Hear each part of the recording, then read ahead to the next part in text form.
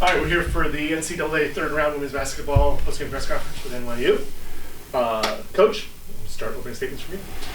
Yeah, Sweet 16 basketball. That's what that felt like, and I thought Geneseo was tremendous today. Have had obviously a couple days to watch film, and we were really impressed watching them on film and just how they defend. They're a very different style team, so I thought our team did a great job using the first half to actually make some game adjustments to see what might be more effective in the second half, and came out and threw a great punch in the third quarter to end with the win. And I just saw overall great team win for us, and we're excited to move on to the Elite Eight.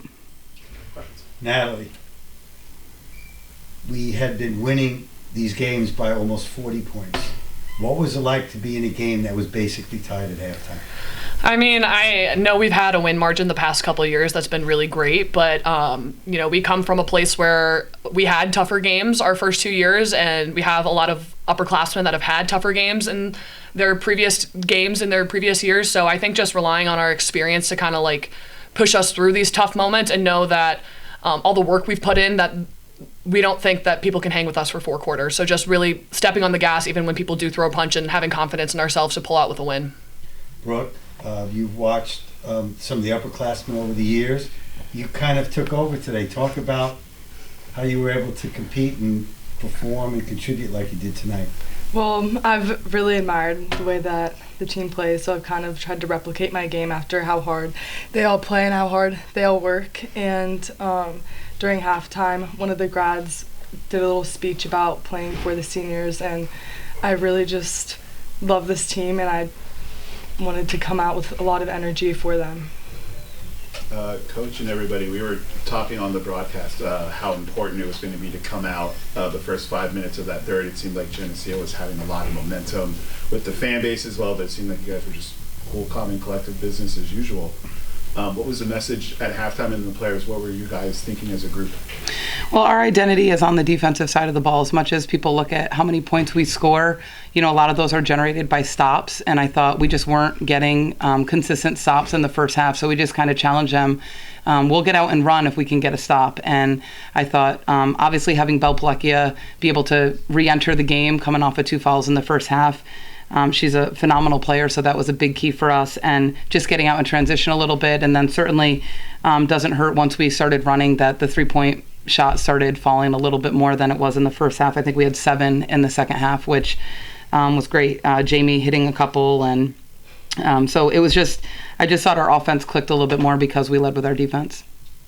I think, too, during halftime, like Brooke mentioned, just playing for each other. We love this team so much. There's a lot of grit and grind that it took to get to be in the position we are today, and going to school in New York City at NYU is not an easy thing, and we bond over those hardships a lot. So just knowing how much we love each other and playing for each other is what always takes us through these third quarter punches.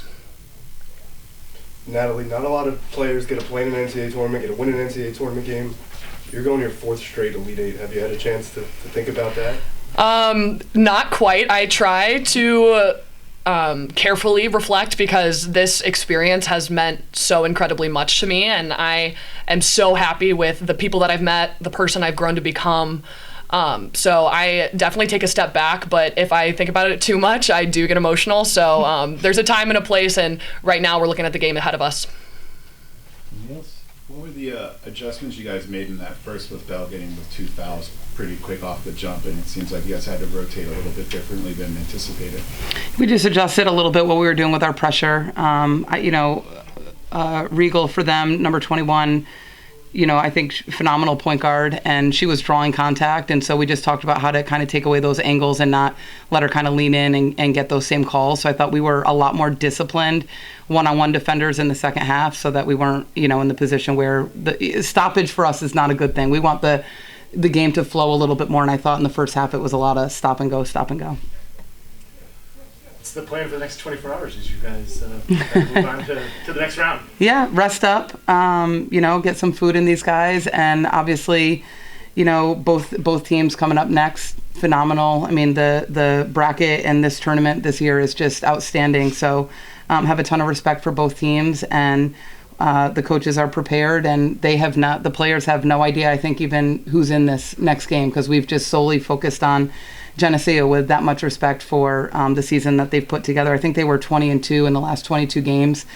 And I just hats off again to their coaching staff and their team. I thought they were just gritty and tough, and it's fun to play in games like that in the Sweet 16. So I hope that we can take that experience with us into tomorrow's game with just how we start and look to put 4 quarters together with whoever we face. Ladies, it's Gettysburg and Randolph-Macon. Well, no disrespect. We know we're in Gettysburg. So you had a slight chance that might be. Yeah. But just a little bit talk about your opponents from the first game and what they brought tonight. Tonight, yeah, they were, like Coach Weber said, phenomenal tonight. I think just all those hustle plays, them kind of beating 2 teams when they weren't the host last weekend. We knew that they were going to come with some fire, and they've been on a roll, and I think they definitely showed that tonight. So all props to them. They did make it a very competitive and fun game for us.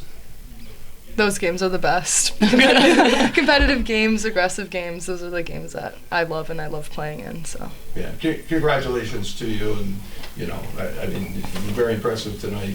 Looking at numbers through the week and thinking they were a 4 seed a week ago, to come in here and accomplish what they did for a half and stick with you, have a run, get it to 8, whatever it was in the fourth quarter. Just you guys responded very well. Congratulations. Enjoy the next 24 hours. But Thank you. Not too much. Thank you. One more.